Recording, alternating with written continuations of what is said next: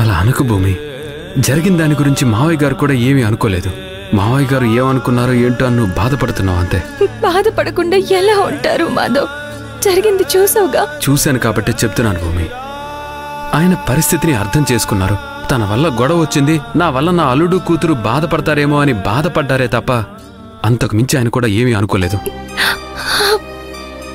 నువ్వు ఈ విషయం గురించి ఎక్కువ ఆలోచించుకో.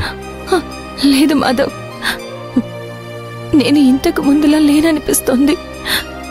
నా వల్ల మా అమ్మ నాన్న ఎప్పుడు సంతోషంగా ఉండడం తప్పితే ఏనాడు బాధపడింది లేదు.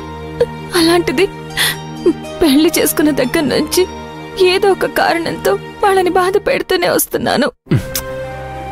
అప్పుడు నువ్వు బాధ పెట్టినట్టు కాదు భూమి, నేను బాధ పెట్టినట్టు. నువ్వెప్పుడు బాధ పెట్టావు కాబట్టి నా వల్లే కదా ఇదంతా.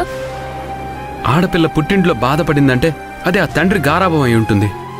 అదే అత్తింట్లో బాధపడిందంటే అది ఆ భర్త చేతగానితనం అయి ఉంటుంది.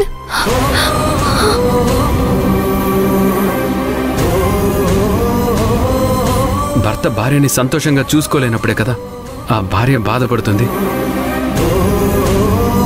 ఇప్పుడు నువ్వు బాధపడుతున్నావు అన్నా, నిన్ను చూసి మీ నాన్నగారు బాధపడుతున్నారన్నా కారణం నేనే అవుతాను కదా. నన్ను ఓదార్చడానికి నీ మీద నిందలు వేసుకోవాల్సిన అవసరం ఏం లేదు.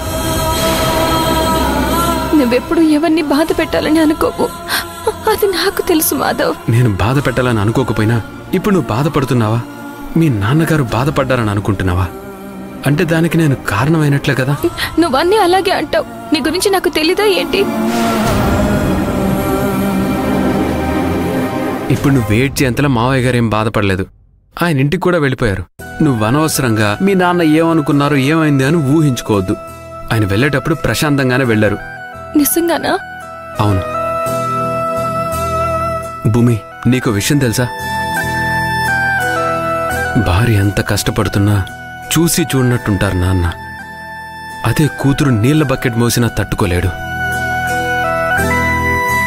భార్య బిర్యానీ చేసిన కాంప్లిమెంట్ ఇవ్వడు.